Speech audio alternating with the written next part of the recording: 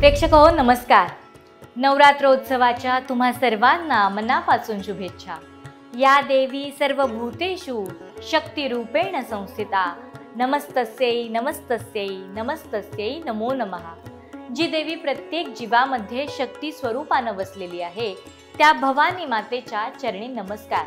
विश्वधर्मी शिक्षण तत्वज्ञ संत विचारांचे अनुयायी प्राध्यापक डॉक्टर विश्वनाथ कराड सरांच्या संकल्पनेतून साकारलेल्या या विश्वशांती दर्शन चॅनलवर तुम्हा सर्वांचं मनापासून स्वागत।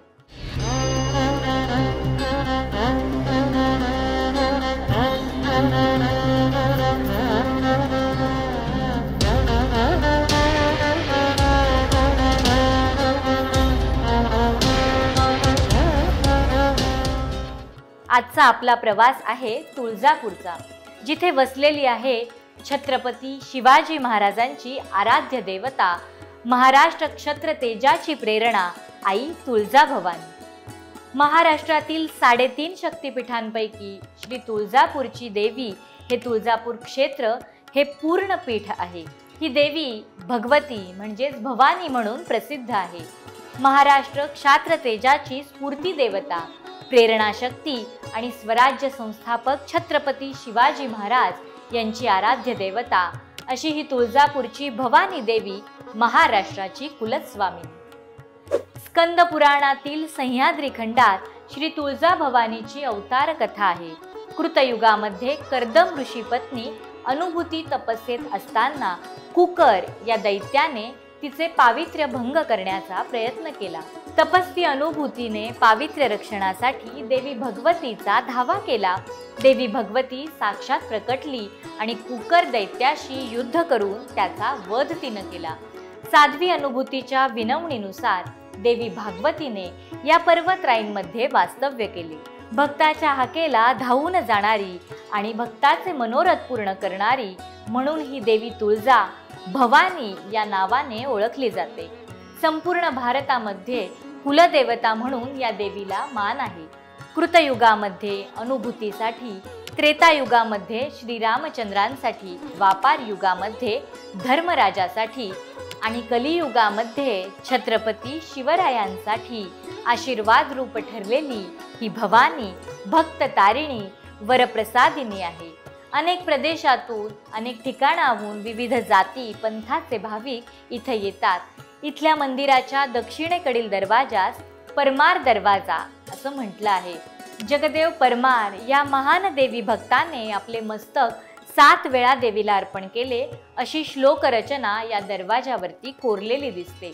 सभा मंडपात पश्चिम दिशेला गर्भगृह असून चांदीच्या सिंहासनात पूर्वाभिमुख अशी श्री तुळजाभवानी देवीची रेखीव आणि प्रसन्न मूर्ती आहे। मूर्ती गंडकी शिळेची असून ती प्रमाणबद्ध आहे।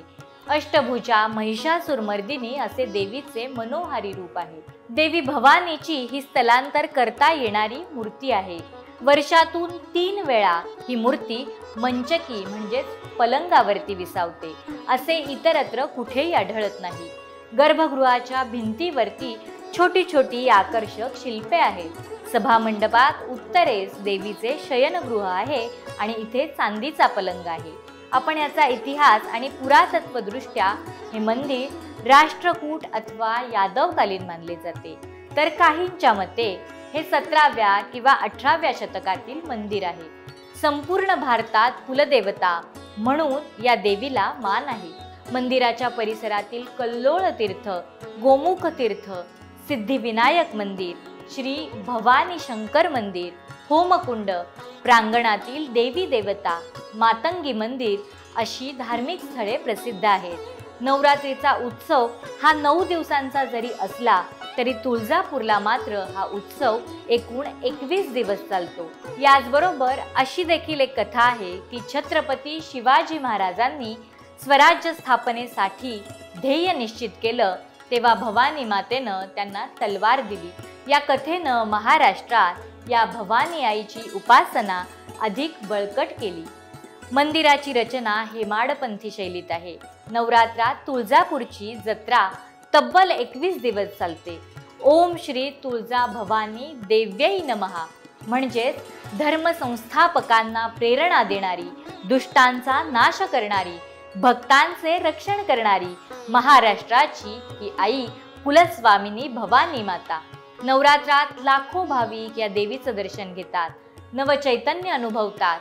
तुळजा भवानी आपल्याला हेच शिकवते की अन्यायाविरुद्ध लढणं हीच खरी भक्ती आहे.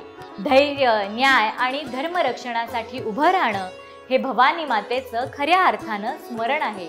भवानी मातेचं हे सुंदर रूप मनात साठवत आजच्या भागात इथेच थांबूयात. बघत रहा विश्वशांती दर्शन या चॅनलवर कथा 3.5 शक्तिपीठांच्या. नमस्कार.